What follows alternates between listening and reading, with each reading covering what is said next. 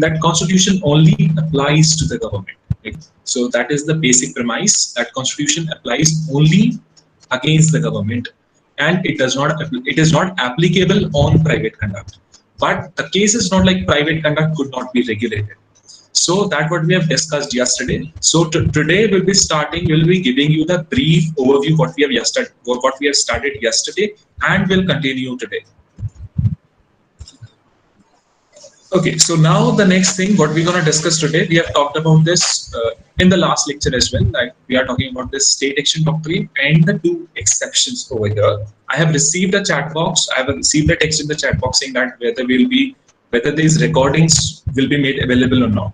So I think the team KS will be better able to answer these queries, and hopefully please drop a mail to them over this and they will respond to you, right? So like what is their policy on sharing these recorded lectures? So thank you. So now coming back, what we have started yesterday, about the threefold test, what has been, evolved by the Indian Supreme Court in this Kuttuswamy judgment. And this goes like that: for any encroachment on this right to privacy, you must have the legality, there must be a valid law. Second thing, it says that there must be a legitimate state aim. And third thing, it talks about the proportionality, that cut off the right only to the extent required. Some voice is cracking. So is it with everyone or only with some particular guys? So anyone could please confirm me this in the chat box, like whether am I clearly audible or my voice is breaking up.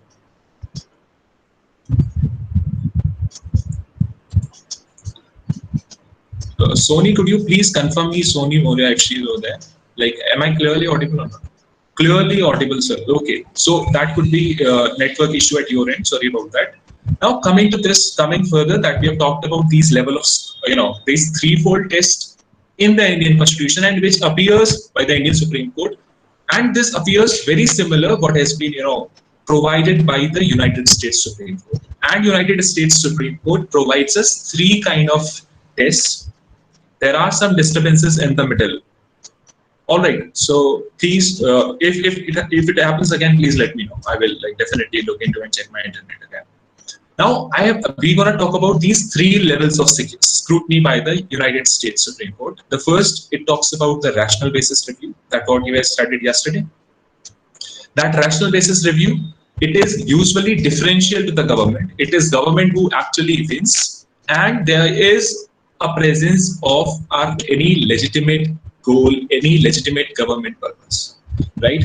Now, next thing what we have started yesterday was this intermediate scrutiny, where challenger and government, they are almost on the same footage, and the government aims for any important government purpose, and a law is upheld only if it substantially relates to an important government purpose. Again, burden is upon the government. Now further, the strict scrutiny, which is in fact used by the court whenever there is an encroachment on the fundamental rights of the citizens. It says it is generally it is not differential to the government, and the burden is upon the government to prove that yes, there exists a compellable legitimate interest of the state. So there is a compelling, vital, important interest of the government, and the government need to prove it. So the audio is not very clear. Okay, so I'm taking off my mic, these earphones. I hope they would.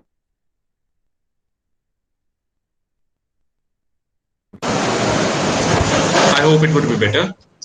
Now coming to this next point, what we're going to talk about yesterday, in fact, this was a topic what I was intending to cover in yesterday's class, but could not do it. So today what we're going to talk about this Bill of Rights, as like I have already mentioned that the 5th Amendment, I requested you to undergo this 5th Amendment and the 14th Amendment. So 5th Amendment, when I say like this, due process clause and equal protection clause, this is applicable to the federal government, and in the 14th, by virtue of this 14th Amendment, these due process clause and equal protection clause, they are also applicable against, they are also available against the state or the local government. So please look into the fact that the first 10 amendments to the Constitution, first 10 amendments and 1781, okay, these are 1791, these first amendments, 10 amendments are what known as Bill of Rights. Now, and this Bill of Rights have been again influenced by the concept, by the English concept of Magna Carta, and in fact, our part 3 of our Indian Constitution is in fact very much impressed by this concept of Bill of Rights. So, but the substantive, the important amendments are only first 8. So, if you look into it, the first 8 amendments, if you read the 9th Amendment and if you look at the 10th Amendment, they are important, but they do not contain as such any substantial right. So first 8 amendments are really vital, are really important. Devishi, you can hear some background noise. Yeah, like, because I think a mosque is very nearby to my residence. So hopefully in a minute it would be like over, and I hope my voice will be better and more clear.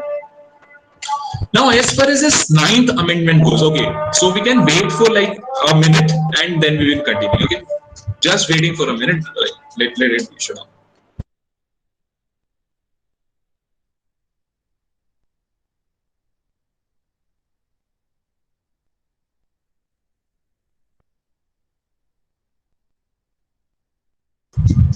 I hope it would be better now. So I am talking again that what I have discussed, I have only discussed that the threefold test, what has been delivered by the Indian Supreme Court in Swami judgment. Furthermore, I was talking about the three kind of scrutiny, three levels of scrutiny that has been adopted by the United States Supreme Court. We have discussed it in detail. Today, we are looking into that whether Bill of Rights. Bill of Rights means the first 10 amendments containing rights of the citizens against the government, whether they would be applicable to federal government or not.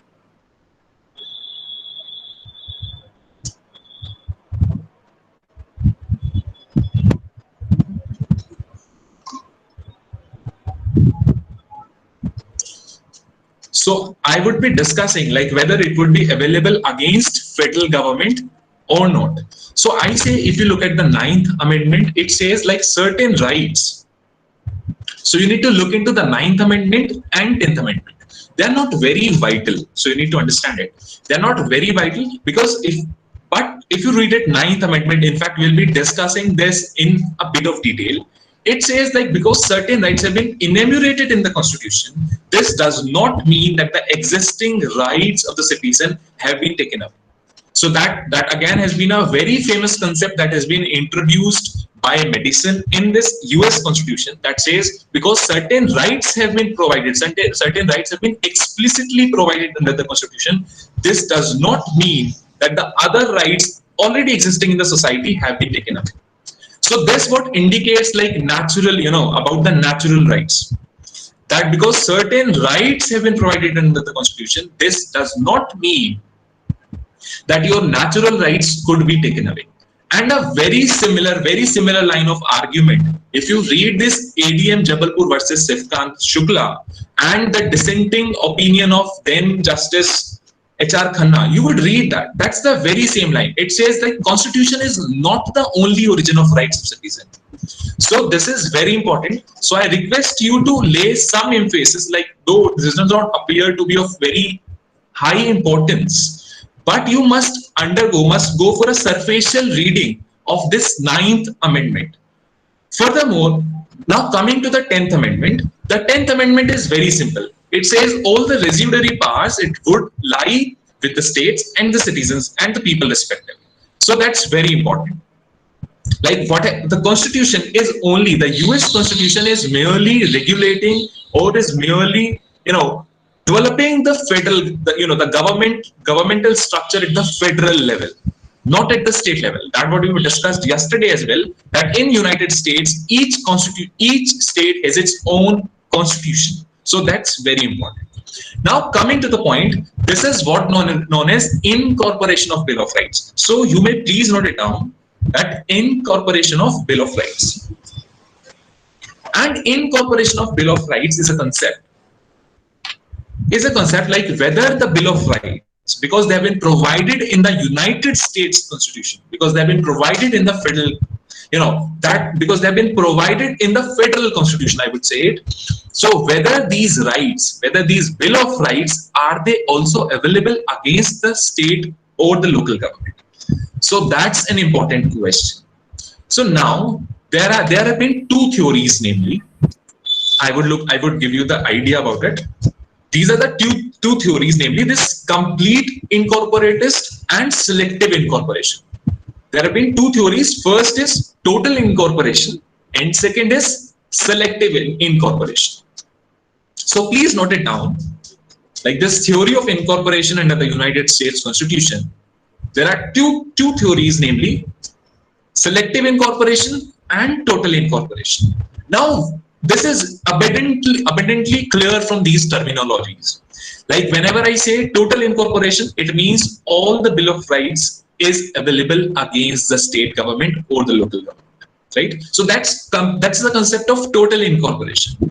But whenever it comes to selective incorporation, it means only few rights out of these Bill of Rights are available against local or state government. So please please make a kind note that total, it says all the rights that have been enumerated under the first 10 amendments, they are available against federal government. They are available against federal government as well as the state government. But selective incorporation says that all the rights incorporated, enumerated in the Constitution under these first 10 amendments, they are obviously available against federal government, but selectively available against the state government. So that's an important thing. So please look into, now I'm coming back to the point. So there is a case, please note down this case, Barron versus Mayor and City Council of Baltimore. It's a case of year 1833. Please note down this case, Barron versus Mayor and City Council of Baltimore. So this case says, the Supreme Court herein says that it is very unrealistic. It would be very unthinkable that this Bill of Rights is available against the federal government, against the state government. It says that these rights are only available against the federal government. All right. So this has been the position of the Supreme Court therein. But if you go today, if now coming to the point today, so far the US Supreme Court in any case is not explicitly stated that Bill of Rights are also available against the federal government. So the Bill of Rights are not, so please take a kind note that it has not been explicitly said. There has not been any express judgment of the US Supreme Court which says that Bill of Rights are also available against the state government. Obviously they are available against the federal government, but not against the state government. So how the Supreme Court, by means of this interpretation, have actually applied the rights that have been provided under this Bill of Rights against the state or local government. How did they do that? They said go to 14th Amendment. If you go to the 14th Amendment, it says due process clause. It provides you this equal protection clause, and by virtue of these things, by virtue of this 14th Amendment, the United States Constitution, the United States Supreme Court has been applying these Bill of Rights against local or central government. So please note it down that it is by the virtue, please take the kind note that it is by the virtue of the 14th Amendment that Bill of Rights, it is by the virtue of the 14th Amendment that Bill of Rights is available against the state or local government.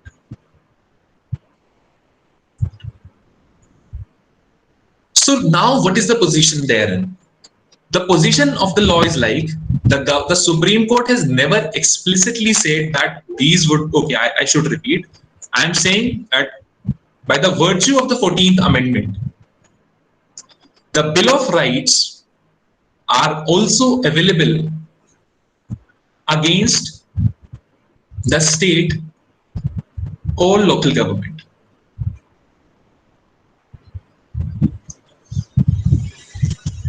So the Bill of Rights by virtue of 14th Amendment are also applicable against state or federal, against state or local government. And obviously Bill of Rights are against the federal government. So now coming next to the point, the court has never said, thank you Samir, the court has never expressly said this fact that they are available against them. But by virtue of this 14th Amendment, the court has interpreted the Constitution in such a manner that all the Bill of Rights are available against federal government as well as against the state government. So this has been known as the incorporation of rights, incorporation of Bill of Rights, and there have been two theories, selective theory and this total theories, like total incorporation and selective incorporation. Initially, it was selective incorporation, but today it's almost every right that has been available in a Bill of Rights is available against the federal government. So please, but there are some exceptions. Some exceptions in the sense there are certain rights which cannot obviously asserted that, you know, there would be never any situation. There is okay, Dyuti, I will be taking your question. Please wait a minute. So there is not even a single, you know, sorry, I missed the point what I was stating. I'm saying that Bill of Rights contains certain rights against the federal government. And the court, by way of interpretation, has said that they are also available against the state or local government. But there are many rights in Bill of Rights that they could not applied against the state government. So there are notably 4 exceptions. So please, you can in fact take down these exceptions. So you can write down the 3rd Amendment. So these are the exceptions. Like these are the exceptions wherein these amendments would not be applicable against the state or federal government, against the state or local government. So the first exception is the 3rd Amendment exception. It says quartering of troops, and obviously in the current time, if any state actually compels someone to, you know, to harbor any soldier, you know, in their property, in their private property, obviously the right would be available against the state government as well. So these are the exceptions. These are the rights which could not be availed against the federal, against the local government, against the state government. So this includes 3rd Amendment. This includes 5th Amendment. And similarly, on the very similar term, it is the 7th Amendment and 8th Amendment. This excess fine, the provision relating to excess fine. Okay. So these are the provisions. These are the, you know, are those amendments which are not applicable against the state or local government. Other than these, all rights, all fundamental rights, all Bill of Rights are available against local government as well. So this has been known as theory of incorporation. Because the Constitution, you know, initially, if you look at the United States history, the Constitution was actually meant to frame a limited federal government, which could not take away the rights of the citizen. But later, the court, by means of this incorporation, have been applying the rights that have been provided in this Bill of Rights against local or state government, but notably with these 4 exceptions. So please take a kind note of them. Now coming to this 9th Amendment, what I was talking about. So 9th Amendment, this what reads, the enumeration in the Constitution of certain rights shall not be construed to deny or disparage others retained by people. So this has been one of the important principle, you know, wherein the natural rights, wherein the human rights have been saved. What it says that because certain rights have been explicitly enumerated in the Constitution, Bill of Rights has been enumerated in the Constitution, this does not mean that they are the only source of rights. The other rights that have been prevailing therein would continue to prevail. But who would regulate those, you know, those rights, those earlier rights? So it left upon the legislature. So it is upon the legislature actually. So that the Supreme Court, US Supreme Court, has never gone into the detail that what are those rights other than the constitutional rights. Okay, so it is upon the legislature. It is within the domain of legislature that they should take that whether they wish to preserve those rights that were available against, you know, whether they wish to preserve those rights that were available with the citizens before the commencement of the Constitution. So there was a question from Dyuti. So she says, sir, 14th Amendment goes against selective incorporation. Okay, very fine. Now, and that has been the current position now. Earlier, the court has been adopting this doctrine of, you know, this selective incorporation. But now today, in the, you know, in view of the words due process, liberty, life, okay, and equal protection, the court has been saying that these Bill of Rights is also available against the state or local government. So that's very fine duty that you have rightly pointed out. But again, this was a time that I have, in fact, the case that we have quoted is from 1833, right? So like 200 years ago, around 200 years ago. So now the position is that, so this was a position that had been taken by the court, US Supreme Court then, but now the position is very amply clear that the Bill of Rights is also available against the local or the federal or the state government. Now this was one of the topics that what we have left yesterday. So if anyone is having any question regarding it, like so far what we have undergone in what we have started, if anyone is having any question, the same could be asked. I'm looking forward to your active questions today. Like I think it must be more like an interaction, in this class, during this class. Is there anyone having any question, like any confusion, or should I give any clarification, or should we move ahead? Okay. So now we are going ahead. Now coming to the point, so I would be discussing this Indian part and then switching actually to this United States, US part. So in India, while I talk about the part 3 of the Indian Constitution, there comes two kind of application of fundamental rights. So please take a kind note of it. In fact, you may note it in your notebook that there is vertical application of the fundamental rights and there have been horizontal application of the fundamental rights. Okay. So two kind of application of fundamental rights. Like against whom you could actually enforce your fundamental right. Fine, we study the definition of state under Article 12 of Indian Constitution. Okay, it says, for example, Article 14, it says the state shall not deny the equality before law and equal protection of law. So it obligates the state, and state has been defined under Article 12 of Indian Constitution. All right. Okay, Duty has asked me a question like why those exceptions are there. See, that what I've said. If you look at those amendments that what I've discussed, them the 3rd Amendment, 5th Amendment, 7th and 8th, right? For example, I have given you illustration by you have a right against trooping the soldier in your home. Now the state, because state does not have its own army, okay, therefore there is no question like a soldier could be quartered in your home, in your private property. So therefore this question against the state does not arise. But if there is any situation wherein a soldier has been quartered in has been harbored in your private property, obviously you could approach the Honorable Supreme or the Supreme Court of the United States for the enforcement of right. Now there is complete incorporation of right. It says that every right that has been provided under Bill of Rights is available against the state government, and local government, right? So I hope I must have cleared your doubt. Now coming back to my point, I've been talking about the fundamental rights, and in fundamental rights I've been talking vertical application, horizontal application. I have given you illustration. For example, there are many articles in our Constitution that explicitly starts the state shall not or the state shall. All right. So and state that this word state has been defined under Article 12 of Indian Constitution. Okay. I did not get the 9th Amendment. How can certain rights be? Okay, Debishi, I would take your question, but let me finish this question. Now, coming back to my point, this vertical application. For example, what does this vertical application actually means? Vertical application simply means directing any authority, any inferior authority. For example, if the Indian Supreme Court is giving a direction, is giving a mandamus, is issuing a writ of mandamus, it means there is existence of public duty and the public duty is not being discharged. Now the court has directed under a writ of mandamus that please perform this duty, please perform this part.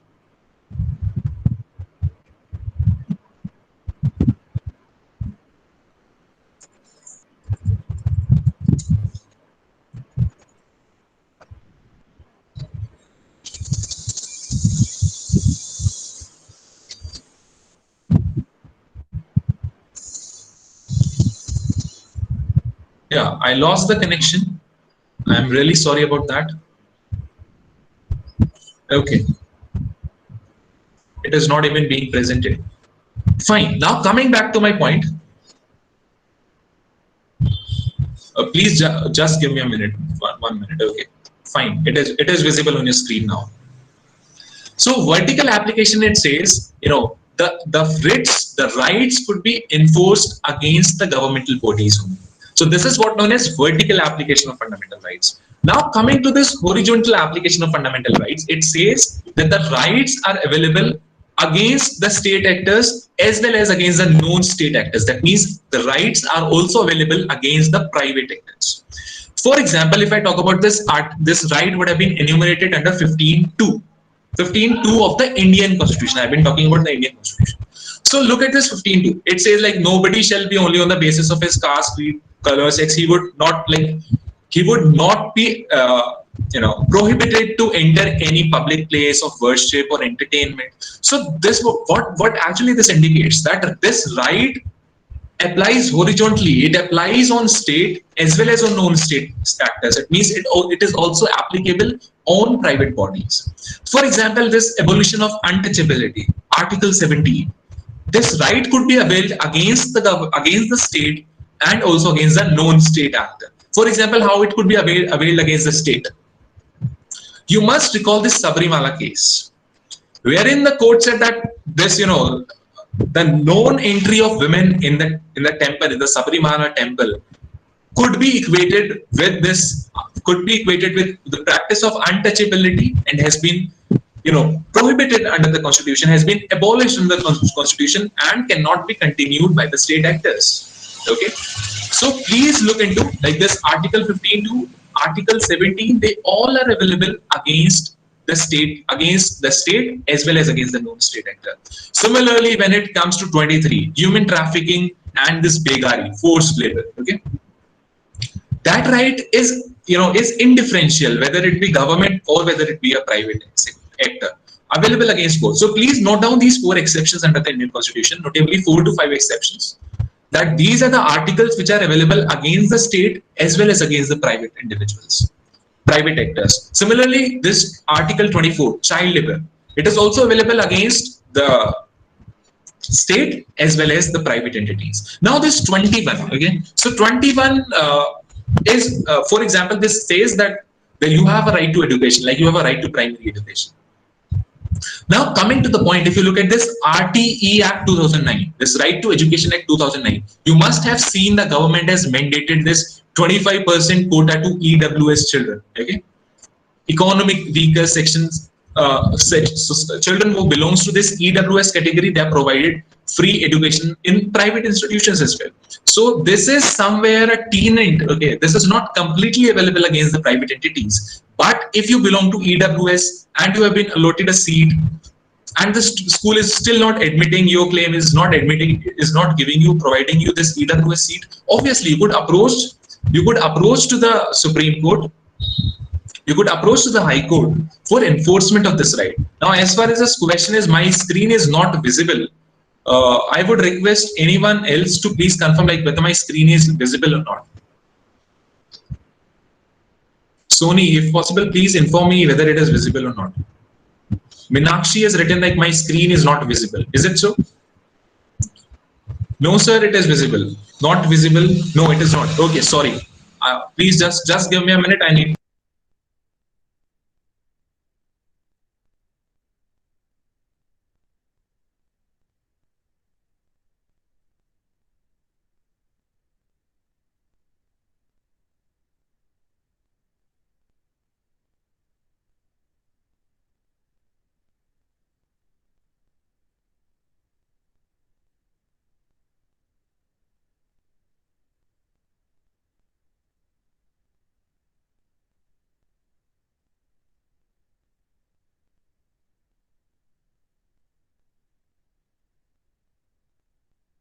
So please note down these 4 or 5 exceptions today, like what we have discussed. We have discussed about this vertical application. We have discussed about this horizontal application. So these are the 4 exceptions in the case of Indian Constitution. Now coming to this definition of state. Now against whom the writs could be issued. So what you have seen under Article 32, the Supreme Court, the Honorable Supreme Court could issue the writs. Okay, but you look at cases like Vishakha, wherein the Supreme Court, while exercising its power under Article 142, that means doing complete justice, in fact, issued directions to the known private known state entities. For example, a government, a corporation, a private corporation. It said like, fine, you need to constitute the internal complaint committee. So Supreme Court has, in many cases, they have issued guidelines against the private actors whenever there was violation of fundamental rights. Now coming back to the point, this Article 226, wherein it says, it talks about writs by the High Court, and I wish to inform you that this writs under the grounds. In fact, the Supreme Court could issue writs only for violation of fundamental rights. Whenever there is violation of fundamental rights, the court could issue writs. But the High Courts, their jurisdiction is more wide in case of issuance of writ. Okay, because High Court can issue writs also in cases where there is violation of a legal right. Okay, so there's a difference between fundamental right and a legal right. For example, I talk about this right to information. Okay, right to information. So right to information is a statutory right that has been provided you under Article 19(6). Sorry, this Section 6 of RTI Act 2005. Similarly, this RTI, the court has recognized this RTI under this Article 19(1), but it is more like a legal right. Right to information is more like a legal right that has been provided under a statute, and the High Court can even issue writs in the matters relating to the enforcement of merely legal rights. So please make a note that this Article 32, court could issue writs, and in fact, at many instances, it has issued writs to the private players, like in the case of Vishaka judgment. Similarly, if I go under Article 226, the writs, the ground of issuance of writs is again very wide, very larger, is very broader. Abhi ek recent ka case, I would share it with you. A father has filed a petition of habeas corpus, saying that his daughter has been, illegally detained by the relatives of her belated wife, of her deceased wife. So the court has allowed the habeas corpus petition of the father. So it is a case that habeas corpus could also be enforced against private individuals. So please take a kind note of it, that habeas corpus could be issued against private individuals as well. And in fact, in many cases of custody of children, you must have seen that, the Supreme Court or the High Court, they have issued the writs. Now coming to this concept of state action doctrine under the United States Constitution. So please take a kind note of it.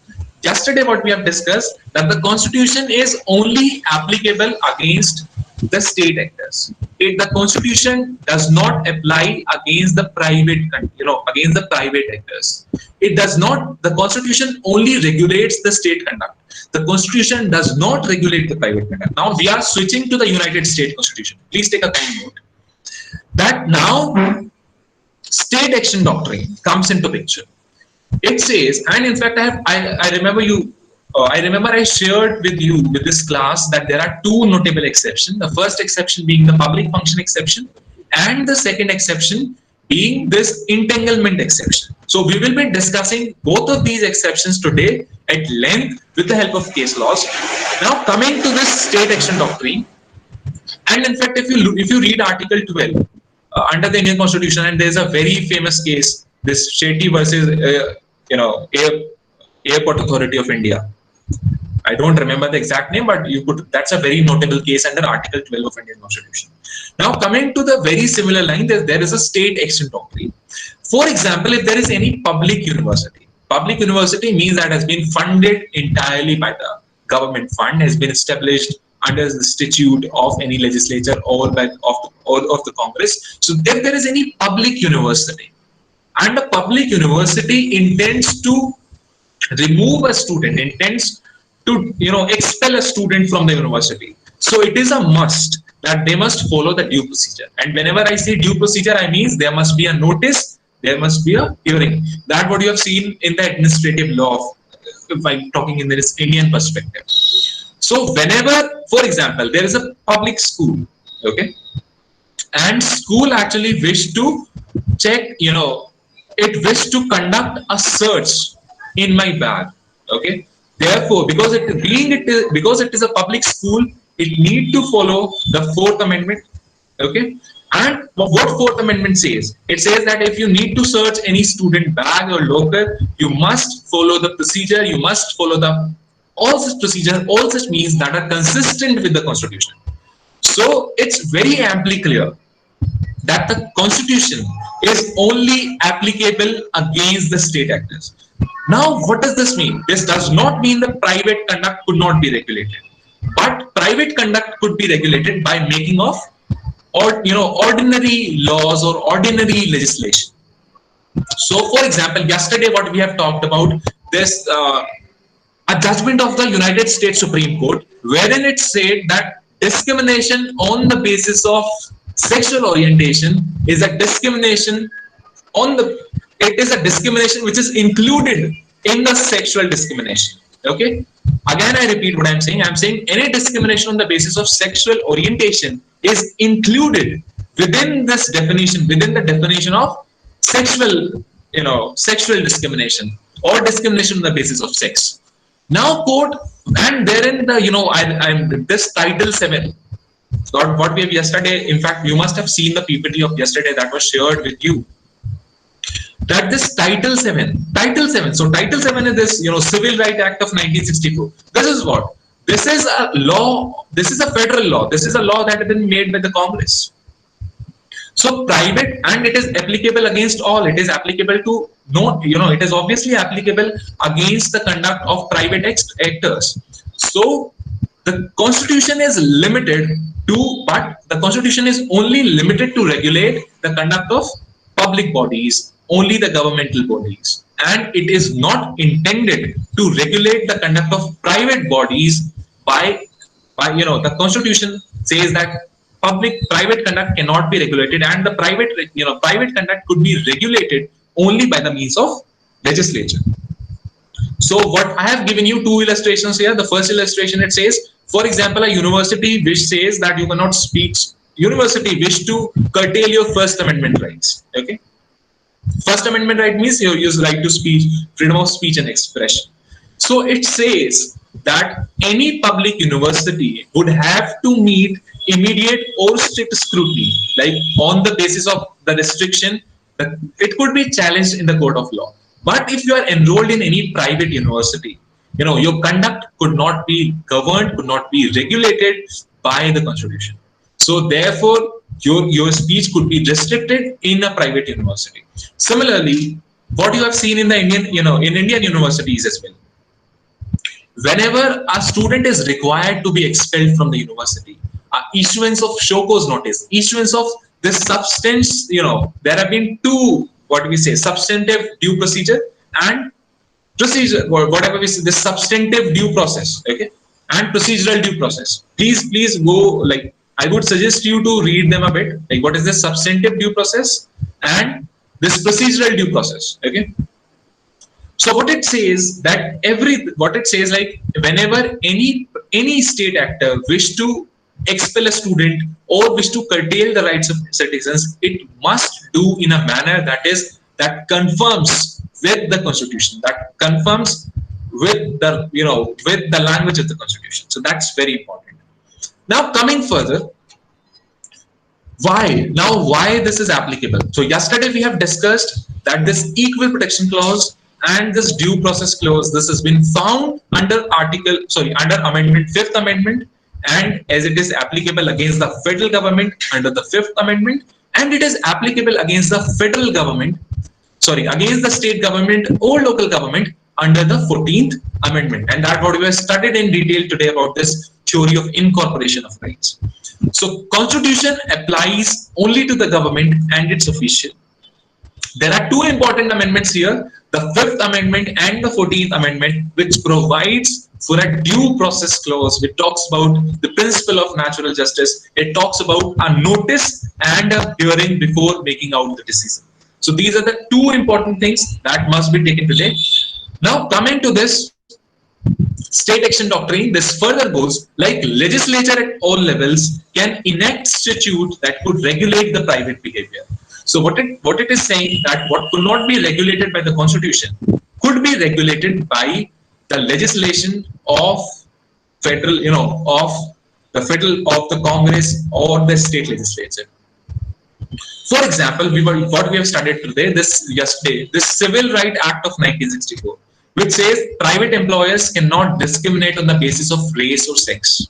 This what indicates, like, they cannot discriminate, but if somebody actually discriminates, that would not be a violation of Constitution. If any private entity discriminates on the basis of race or sex, that would not be violation of Constitution, but it will be violation of this statute, this Civil Right Act, and the remedy will be in accordance with this Civil Right Act of 1964. Now there are two noted exceptions over here. Okay, so please take down the notes. The first exception is public function exception. The second exception is entanglement exception. I repeat, the first exception is public function exception. That's the first exception, wherein the Constitution could be applied on non-state bodies, on private bodies as well. Okay, and second, it goes to entanglement exception. So please take a kind note of them. Now, what is this public function? What is this public function exception? So if you look into it, this public function exception, it says if there is any private entity which is performing a task which has been traditionally and exclusively done by the government, then the Constitution applies. Please take down a note of it. This public function exception, that if a private entity is performing a task,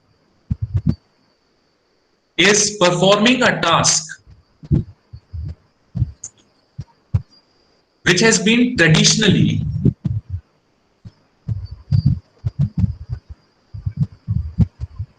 and exclusively done by the government,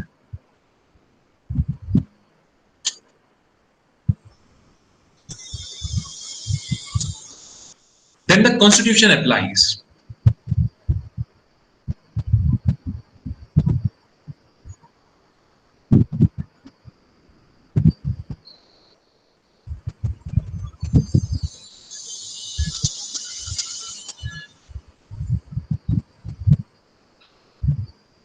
Okay. So this exception is saying very simple thing, that whenever anybody is discharging a function which is very similar to the state function, which is very similar to the government function, and traditionally and exclusively such function was performed with the government. For example, maintenance of prisons. So prison has been a subject matter that has been traditionally and exclusively done with the government. But what happens in United States, there are also private prisons. And in case of private prison, this does not mean that they could violate the rights of the citizen.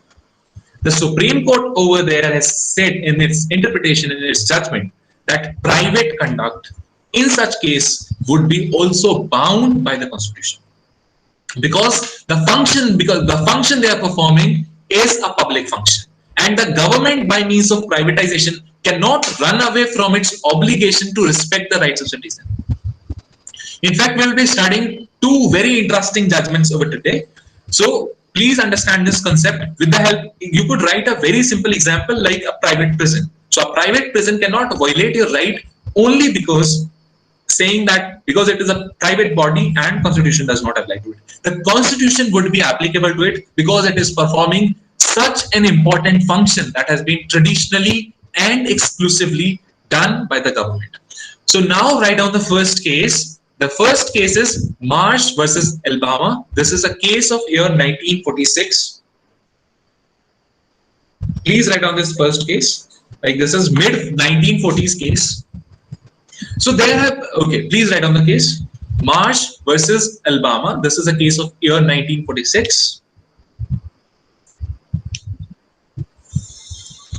Now what happens in this case? I'm giving you just the brief facts of the case, all right? So that you could actually understand. So there is a private company town. Okay. So there is a private company town in this case. So private company town actually violates the right of the citizens. And the case reaches to the Supreme Court, wherein the Supreme Court says that company, running a town has been a case that has been a situation that has been traditionally and exclusively done by the government. And in this case, it could not, this private town could not violate the right of citizens. Okay. And what was the simple case? The simple case was like this town actually prohibited, the residents living therein that they could not distribute certain pamphlets. Okay. Now, distributing pamphlet has been protected under the First Amendment. First Amendment means the right to freedom of speech and expression. And that's a very heavy right under the United States Constitution, the First Amendment right. So please, so this has been a very leading case over there, okay, this Marsh versus Alabama. So it said that running a town has been a function that have been traditionally and exclusively performed by the state, by the government, and because now it is being run by a private company, we could not allow the violation of rights of the citizens. Okay. So next important case is Smith versus Alright. This is the case of year 1944. Please note down the name of the case. Smith versus Alright.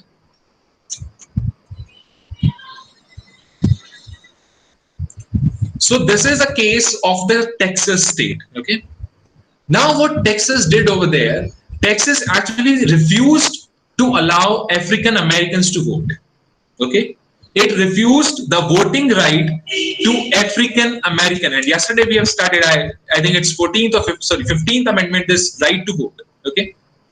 Now there in Texas, what it does, it refused this, these black people that they could not vote, they should not vote, and they should not be allowed, to contest the elections, to hold their own elections. Okay, but what it happens after, after this prohibition, they actually allows the political parties to conduct their own elections. Okay, and the only intent was so that blacks could be excluded, their right could, so that they could be excluded from this right to vote. Now this case reaches to the Supreme Court, and Supreme Court said that election, performing election is a task. Please note down this line, that performing election is a task that has been traditionally and exclusively done by the government.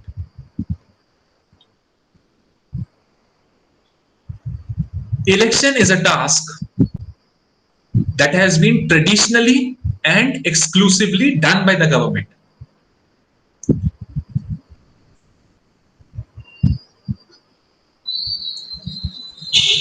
When a private entity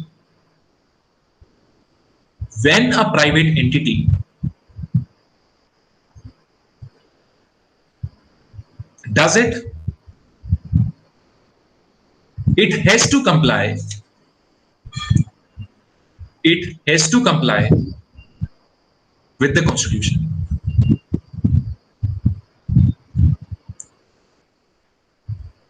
It has to comply with the Constitution. And that what I've said, this right to vote has been provided under the 15th Amendment. Okay?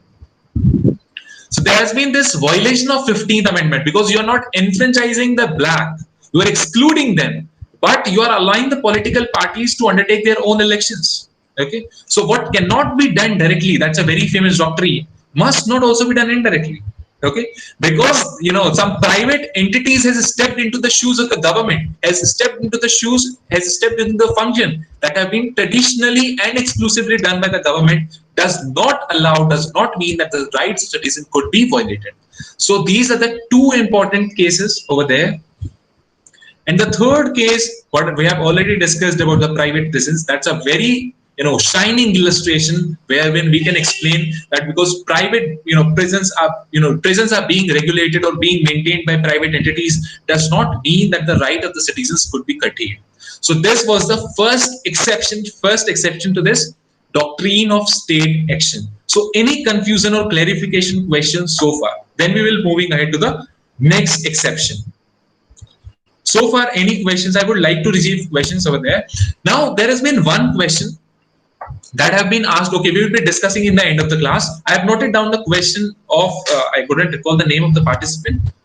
It's Devishi. So Devishi, I will be taking your question by the end of the class. Now coming to the next thing, coming to the next exception. The next exception is entanglement exception. So please note it down. Entanglement exception. Okay.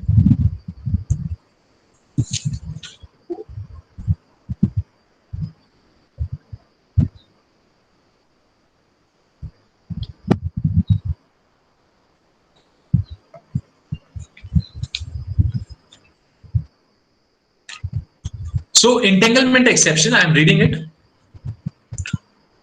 So if the government is affirmatively authorizing, if the government is affirmatively authorizing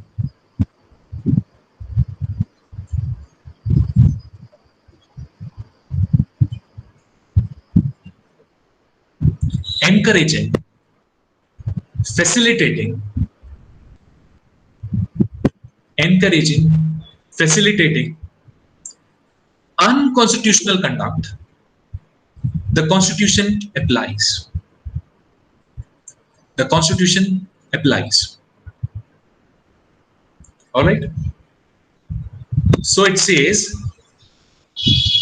that government is not actually, directly involved in the picture, but government is taking such steps, is taking such direct or indirect steps, wherein the unconstitutional conduct is being either authorized or is being encouraged or is being facilitated by the government. Then the Constitution would apply, and the court could struck such action of the such action of the government as unconstitutional, being violative of the right of the citizen. Now, how should we look into it? So there are two leading cases over here. So write down this first case. The first case, it goes like Burton versus Wilmington Parking Authority. So this is the first case over this exception, entanglement exception. Burton versus Wilmington Parking Authority case, and this is a case of year 1961. Okay.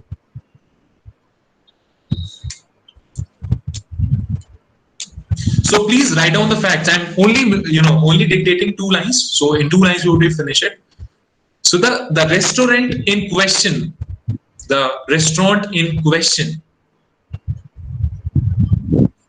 refused to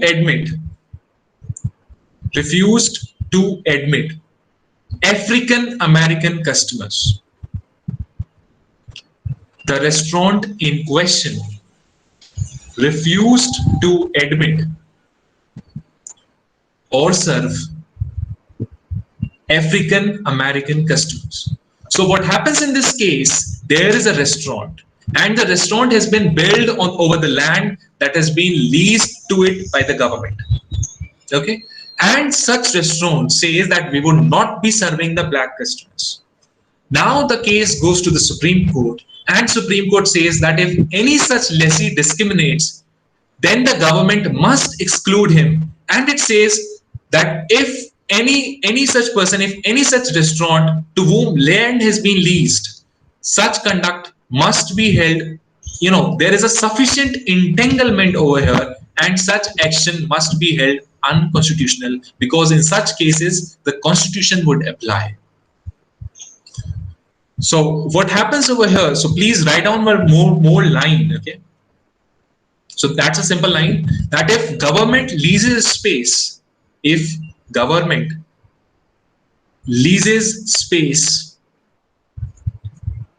to a restaurant, that racially discriminates,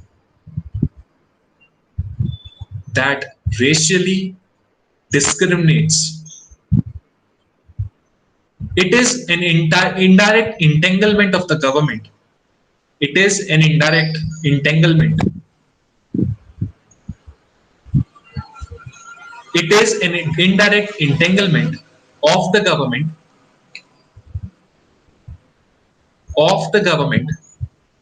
authorized and facilitated discrimination. Authorized and facilitated discrimination. So what it said, because government is allotting, land to such person who is discriminating. So in fact, it must be construed that the government is facilitating the discrimination and such discrimination cannot be allowed. The next exception herein goes Rendell Baker versus Cohn. That's a case of year 1982. Please note on this case, second exception, second case. So this is not actually an exception. This is a case with different facts wherein court says there is not sufficient entanglement. Rendell Baker versus Cohn. Okay.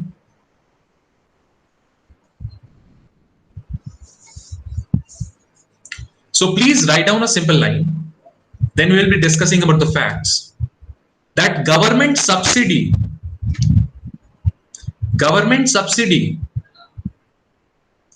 is not enough for state action. Government subsidy is not enough for state action. And government has to do something much more. Government has to do something more in the nature of encouraging the unconstitutional behavior. Government has to do something more in the nature of encouraging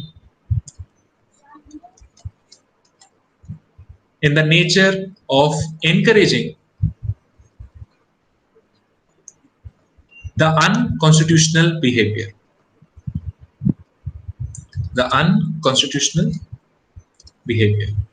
So in fact, I have dropped it in the chat box. If somebody missed it, the same could be retrieved from the chat box. So there is a private school. So important thing is this. Please note it down that this is not a public school.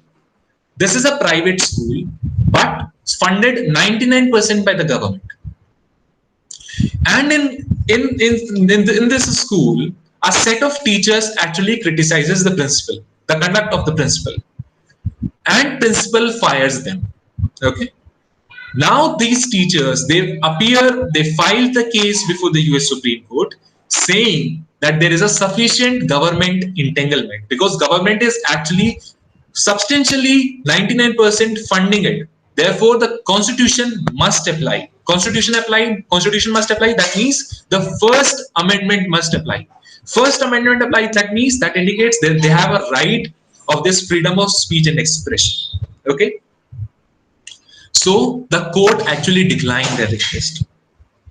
It said that merely because government is funding it is not a sufficient entanglement. The government must do something more. Must take some proactive step. The word that we have been using over here has been this encouraging, authorizing, facilitating this unconstitutional conduct. Okay, so there is a very similar case wherein there is a bar which refuses to serve again, African Americans, and they approach the Supreme Court saying, "Sir, because you have provided them license and they're discriminating, the Constitution must apply." But the Supreme Court refuses their plea, saying that merely because government has has given them the license, this does not mean the government is actually authorizing or facilitating or encouraging the unconstitutional conduct. So now, in view of this title, in this Title 7, the Civil Rights Act, it is no more possible. But then the court actually refused to enforce, court actually refused to struck down or to say that yes, this practice is unconstitutional, saying that there is no sufficient entanglement because there is no active encouragement, there is no active steps that have been taken by the government to actually promote this unconstitutional conduct. So with this, we could actually end today's class. But before doing that, I would be taking a question that have been asked by the Adishi, and the question is, sir, could you please throw light on this 9th Amendment and what are those rights that have still not been enumerated under the Constitution? Okay. So how it goes, like how I would choose to explain it. See, if you look at this American constitutional history, then So therein the Federalists are actually saying, they are saying that because you have given us these rights, these Bill of Rights, that means these first 10 amendments, what about the other rights that have already been recognized? For example, I say, because you have been given these rights, for example, I talked about this right, there are many legal rights, okay? In fact, for example, our life is all surrounded by rights. So it's not like, the part three, the right that have been in, for example, I say this right to property. In India, I am talking in Indian perspective. Okay, earlier it was a constitutional, it was a fundamental right, but now it has been merely reduced to a constitutional right. Okay, for example, you have this right to vote. Again, that's not a constitutional right, but that's somewhere between this. That's not a fundamental right, but that's somewhere between this constitutional right and a statutory legal right. Okay, provided in this RP Act 1955. So look into it. Similarly, what it is saying, because you have given us these 10 amendments, this does not mean the other rights would be affected by it. The other rights would continue to be in existence, but it did not talk about their enforceability. Okay, you must have started in jurisprudence that whenever there is a right, there must be, an annexed system to actually enforce those rights. For example, you have been provided with these fundamental rights under Indian Constitution. There is there are high courts, there are supreme courts for their enforcement. Okay, for example, if there were certain rights, existing before the commencement of these Bill of Rights, the same would continue to do so, but they could not be enforced. Okay, they could not be enforced by the Supreme Court. They would only be enforced in the manner they have been enforced earlier, prior to these amendments. All right, but I said those rights, those rights other than constitutional rights. The legislature could actually confer those rights upon you, could take away those rights. For example, this right to information. That's a very classic example. Right to education, right to higher education. For example, it's not a fundamental right today. Okay, but so it's only Krishna case, and you look into there. You have a right to education, but you do not have a right to higher education. Okay. So, for example, today the government, by passing a statute, by passing a law, confers this right upon you. Okay, so this is a right in addition to the rights that have been enumerated under the Constitution. Okay, now this right has been provided. Some, like after 20, 30 years, the government feel that this right is no more needed. It could be abolished. Okay, but about fundamental rights, they could not be taken away. Okay, but in India, okay, that's a very, very different theories. But in United States, the thing is, the Constitution rights, the Bill of Rights cannot be encroached by the people. Cannot, sorry, by the government, whether it be federal government or whether it be the state or local government. And in fact, what we have seen, this theory of incorporation today. So this was all. Any questions or any doubts, please? I would be very happy for, like, if somebody asks me their doubts. They can unmute yourself and they can ask me the doubts. So I think this was really a great session with you. I think with this we could end this session. So thank you so much. It was really nice hearing from all of you. Thank you. Have a great day.